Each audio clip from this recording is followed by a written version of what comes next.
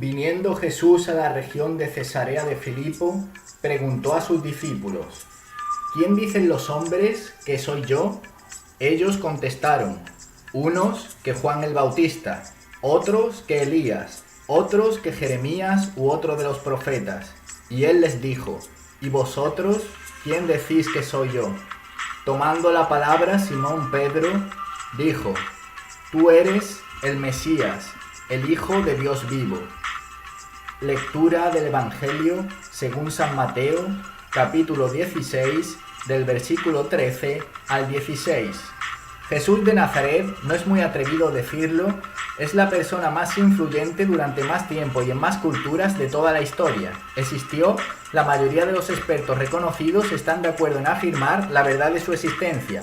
Vamos a las pruebas. Flavio Josefo, historiador judeo-romano del siglo I, en su Testimonium Flavianum afirma lo siguiente: cerca de este tiempo vivió Jesús, un hombre sabio, si es que debiéramos de llamarlo hombre, ya que él fue quien realizó hazañas y fue un maestro de aquellas personas que gustosamente aceptaron la verdad.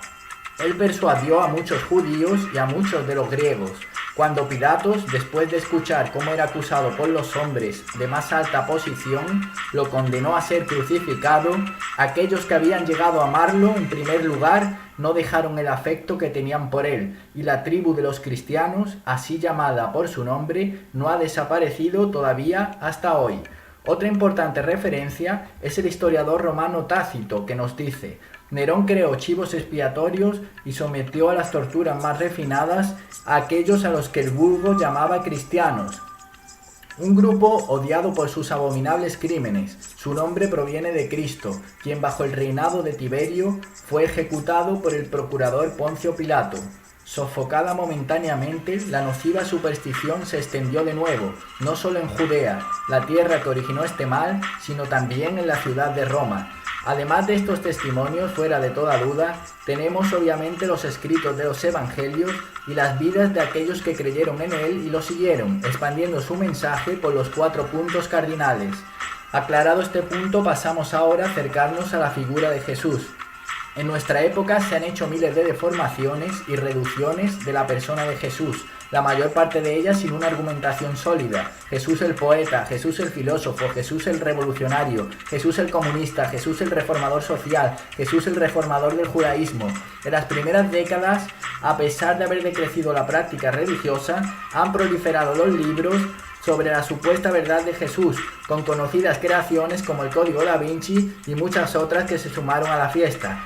Según la Biblia y desde el prisma de aquellos que lo conocieron, Jesús era el Mesías esperado, es decir, el elegido de Dios que esperaba Israel y que resplandecería también sobre todas las naciones.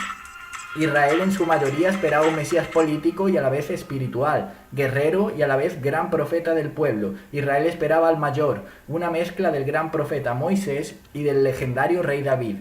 Jesús se autoproclamaba el Mesías y por eso lo mataron, pero aparentemente no cumplía con los cánones del Mesías esperado, un Mesías pobre, en un plano muy diferente a las causas políticas de su tiempo, un Mesías sanador de las almas y de los cuerpos, que no dudaba en enfrentarse a los líderes religiosos y políticos en prol de la verdad.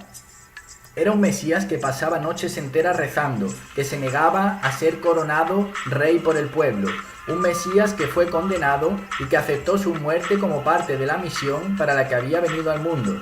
Las palabras que Jesús pronuncia ante Pilatos poco antes de su condena lo dicen todo: mi reino no es de este mundo. Entonces Pilato le preguntó: ¿por tanto tú eres rey? Y le respondió Jesús: para esto he nacido y para esto he venido al mundo, para dar testimonio de la verdad. Todo aquel que es de la verdad oye mi voz. Y Pilato le dijo: ¿y qué es la verdad? Ahora estamos ante un punto decisivo.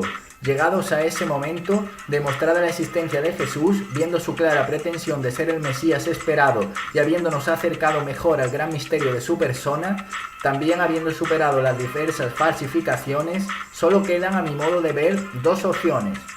La primera es que Jesús sería alguien desequilibrado, alguien que imaginaba ser un rey y acabó complicándose fatalmente su destino. La segunda, sin preámbulos, se resume en la frase que pronunció el centurión romano al pie de la cruz: verdaderamente, este era el Hijo de Dios.